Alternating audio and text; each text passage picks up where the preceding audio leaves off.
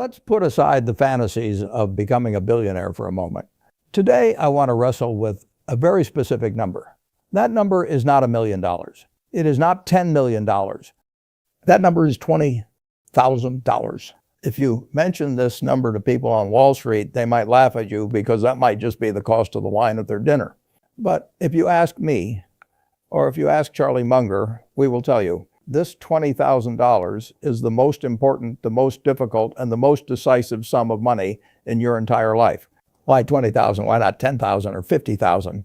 Because at the intersection of physics and finance, there is a concept known as escape velocity. Imagine a rocket trying to fly into space.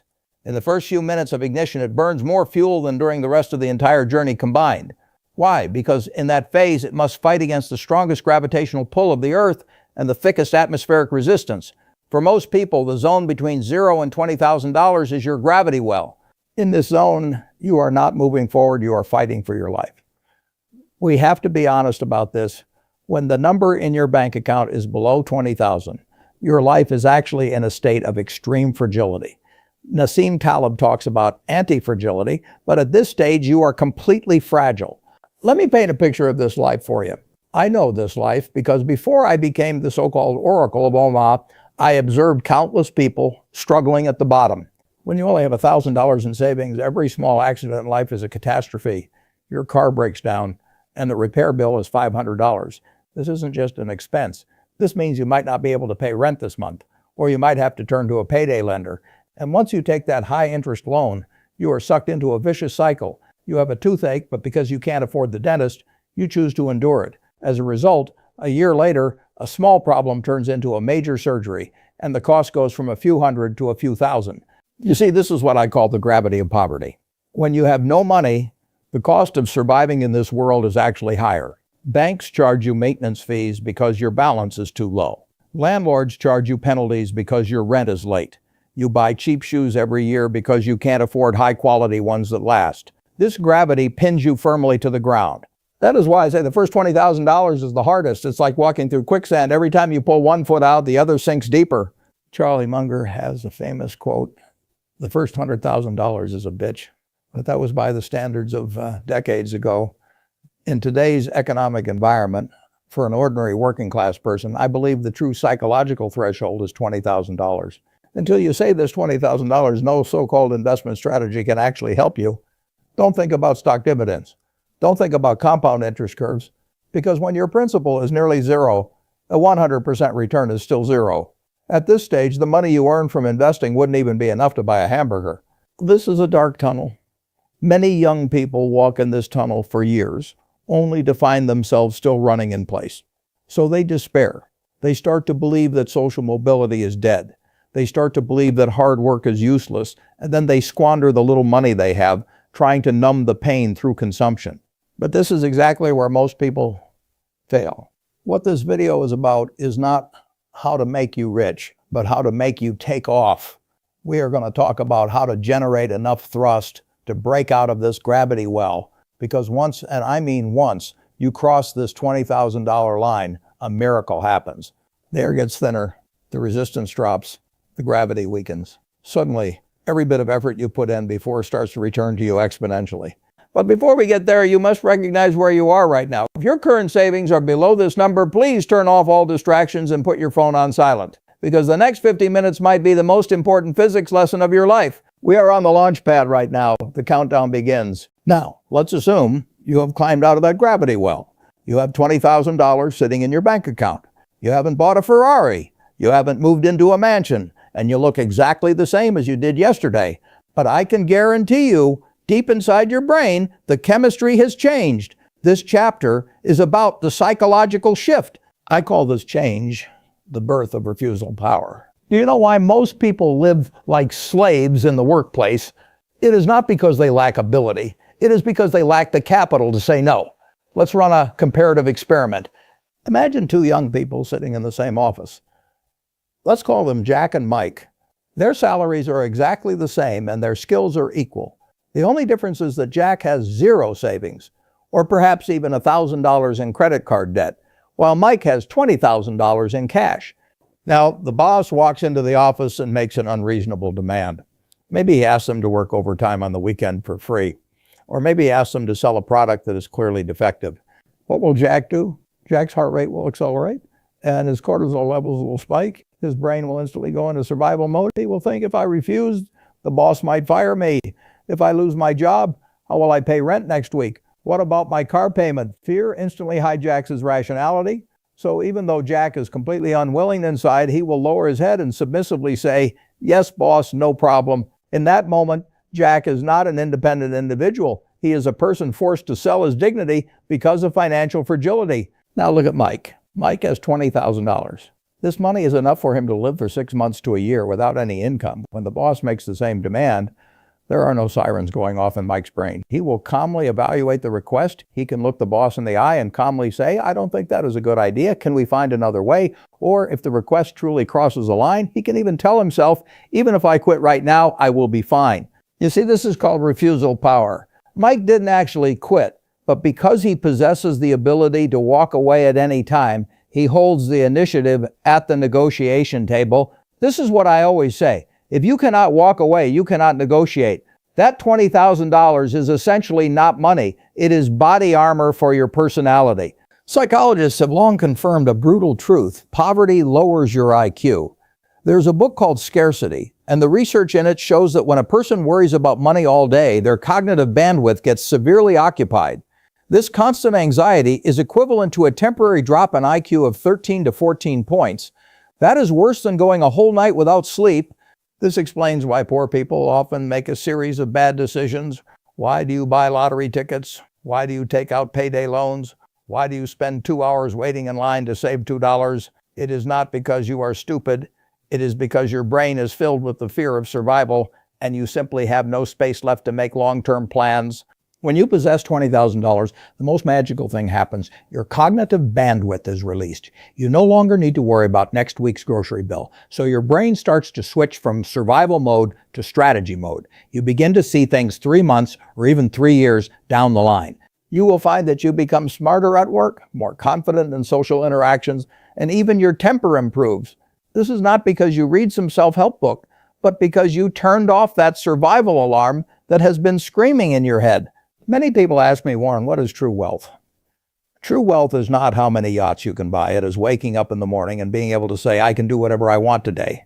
That $20,000 is the admission ticket to this kind of freedom. Although it cannot buy a yacht yet, it has bought back the most expensive luxury in the world, your rationality and your dignity.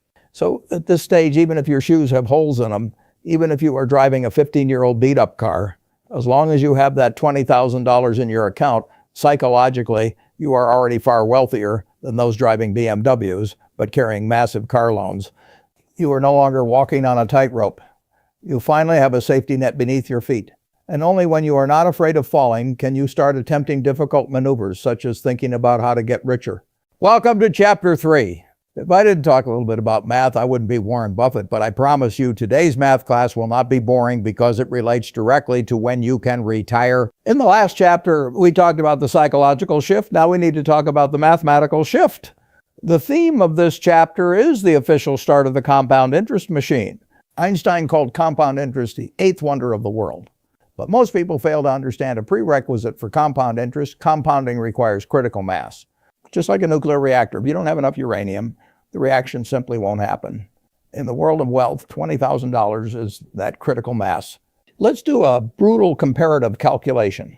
Assume you are a very smart investor. You are a genius in the stock market and you can earn a 10% return a year.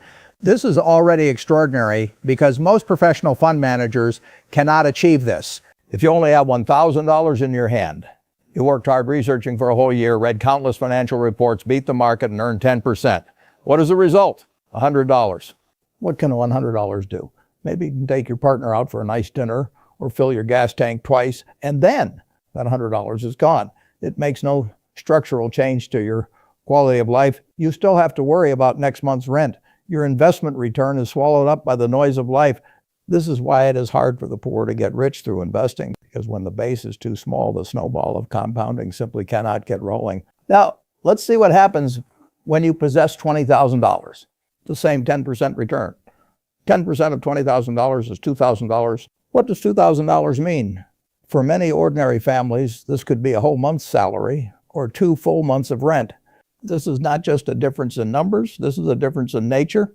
When your investment income can cover a major expense in your life, like automatically paying your rent or automatically paying your car loan, magic happens. You suddenly discover that you are no longer fighting alone.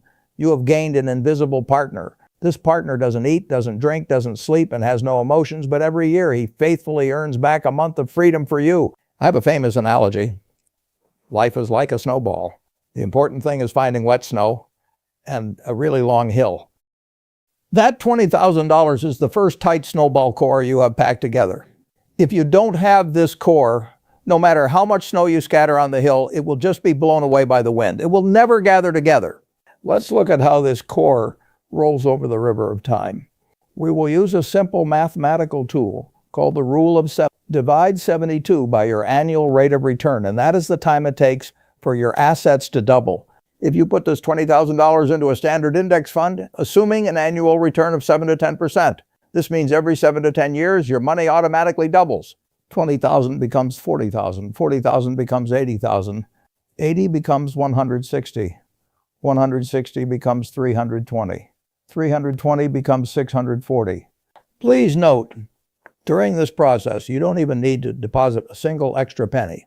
As long as you don't touch it, as long as you let it roll down that long hill, by the time you retire, this initially insignificant $20,000 will turn into a huge sum. This is why I say before you save $20,000, do not care about the rate of return.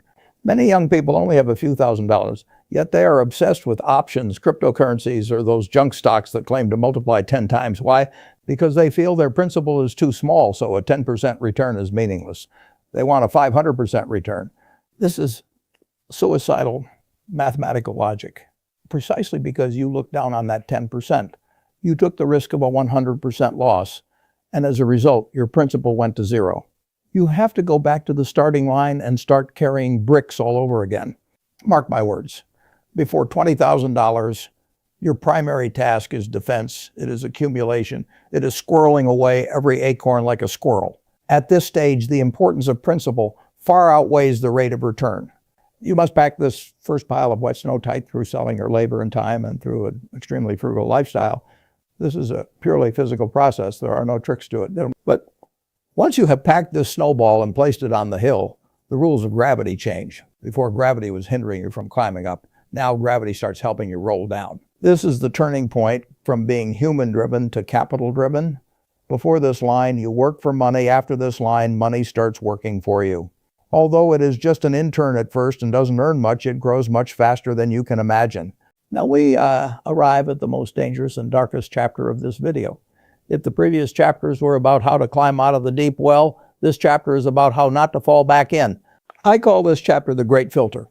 In the Fermi paradox, the Great Filter refers to a threshold in the evolutionary process that is extremely difficult to cross. The vast majority of life forms go extinct before this threshold. In the process of wealth accumulation, $20,000 is that great filter. Statistics tell us that many ordinary people actually have had $20,000 in savings at some point in their lives, maybe even more than once.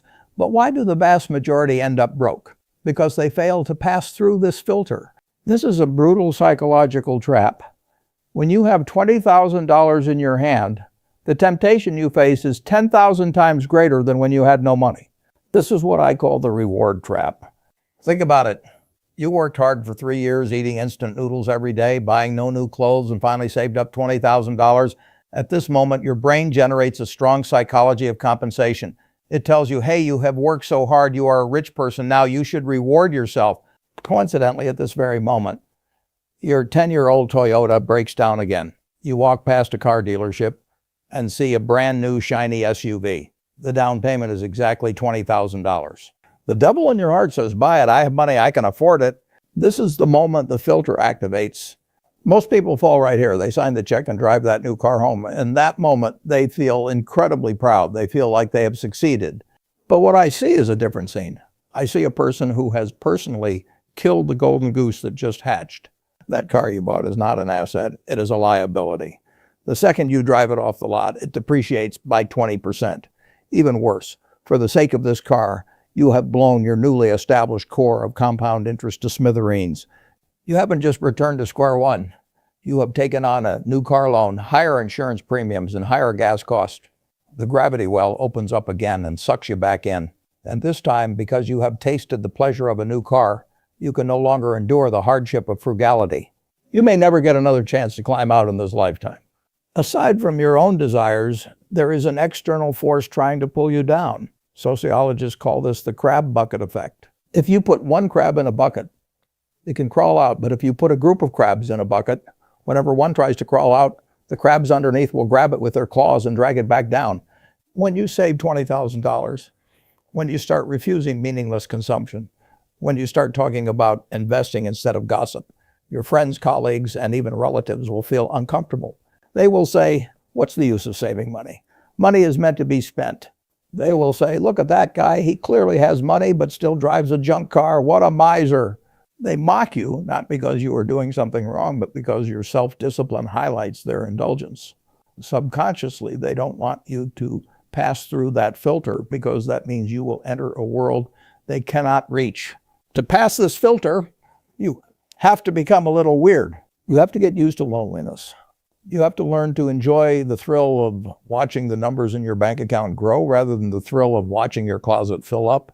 Charlie Munger and I have lived with such misunderstandings our entire lives. We drive ordinary cars, live in old houses, and eat hamburgers. Many people think we don't know how to enjoy life.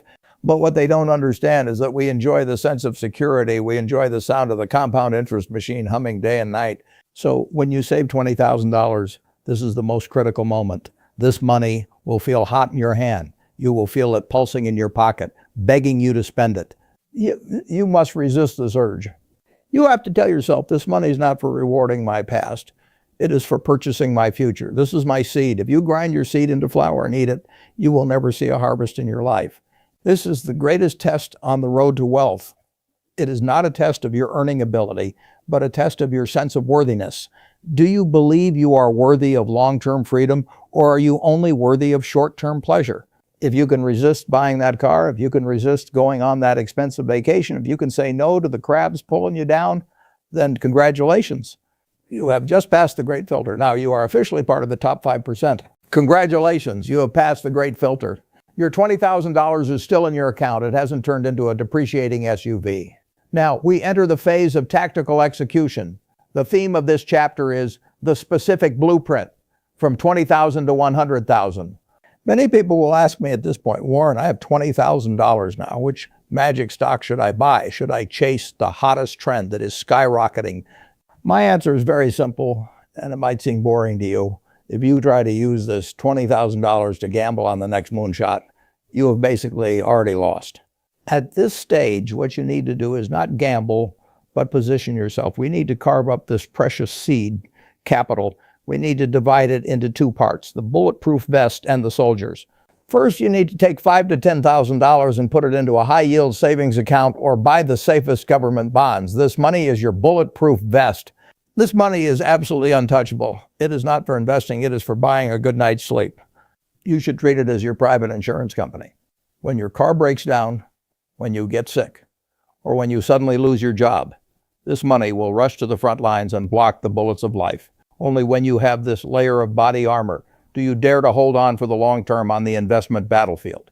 Many people lose money in the market, not because the market is bad, but because they didn't have a bulletproof vest. When the market crashed by 30%, they happened to need cash urgently, so they were forced to cut their flesh and exit at the lowest point. That is the stupidest way to die. So the first $10,000 must be in cash equivalents. The remaining $10,000 to $15,000 are your soldiers. For the vast majority of ordinary people who possess no insider information and no professional analytical skills, I have only one piece of advice. Do not try to find the needle in the haystack. You should buy the entire haystack. Look for those low-cost index funds that track the entire broad market. Send your soldiers out and let them occupy the economic territory of the entire country. You don't need to study candlestick charts and you don't need to listen to rumors. You just need to let them stay there and harvest the dividends of the entire economy's growth for you. As long as humanity is progressing, and as long as businesses are creating profits, this portion of your assets will slowly inflate over time. However, this is not enough. Simply relying on this $10-something thousand to snowball in the market, while it will make you rich, is too slow. You need a turbocharger. This brings me to the second point. the utilization of asymmetric risk. When you are broke, you cannot afford any risk. But when you have $20,000 as a cushion, you are qualified to play a game called asymmetric risk. What is asymmetric risk? It means your downside loss is limited, but your upside gain is infinite. The best example is investing in yourself. Take $1,000, not to gamble in the market, but to buy a course, earn a certificate, or learn a new skill. If you can't learn it, you lose merely $1,000 in some time. This is a limited loss.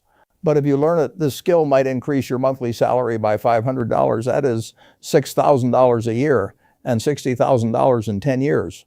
You see, invest $1,000, return $60,000. In the financial market, no legal investment can offer this rate of return. But in the investment of human capital, it is the norm.